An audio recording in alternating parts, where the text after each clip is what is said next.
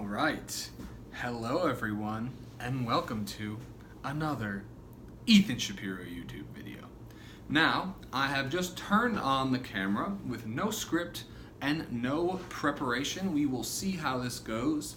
I would like to do my first book review video, and I think it makes the most sense to start with my favorite book, I think, of all time. Now, this book was sent to me by one of my best friends from when I was 7 or 8 years old. Some of you may know him, some of you may not.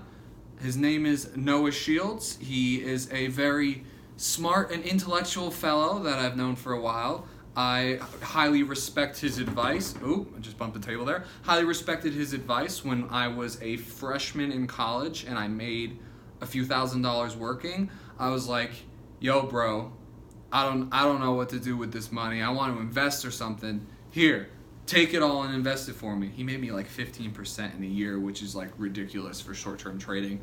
But yeah, I mean, I manage my own money now because he's very busy with his other stuff. But point being, smart guy who I very much trusted his advice on investing in general.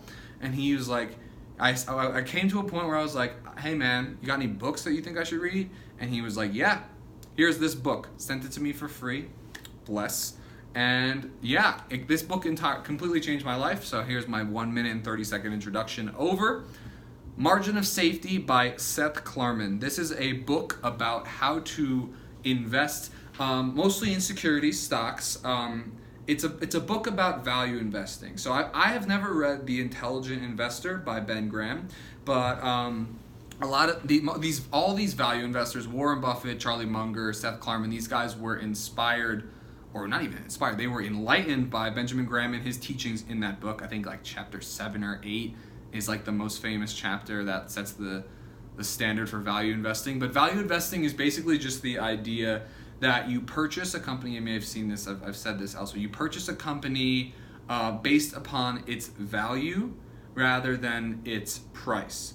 So the entire book really talks about all these different scenarios and all these different principles and reasons and examples behind why value investing is the best way to buy securities and assets.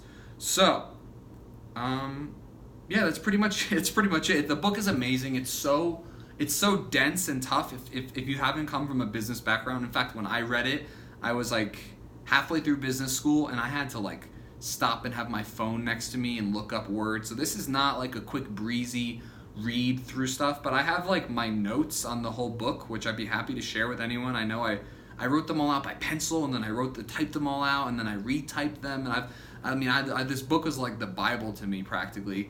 Basically, what I explained what value investing is already, but essentially this is why Warren Buffett is a billionaire, why Charlie Munger, their business partners, are billionaires. This is how people really make a lot of money investing in stocks. And I know I might get chastised for this, but it's a way to guarantee yourself you're going to make a lot of money. And no one can guarantee money in investing in stocks.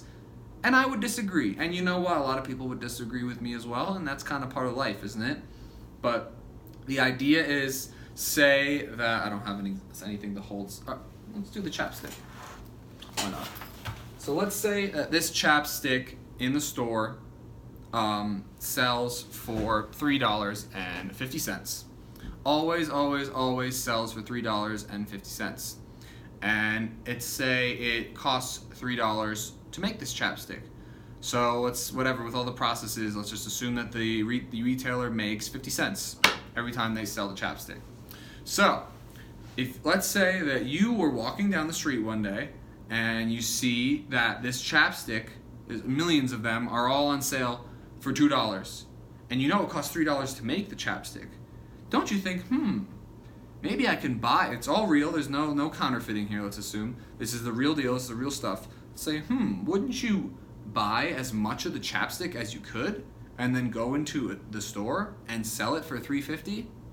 I know that was a kind of crazy example. I just pulled something out of my bag here. But that's what value investing really is. It's buying companies for less than what they're worth and then selling them for more than what they're worth. So you know that the value of the chapstick is at least $3 and you buy it for $2.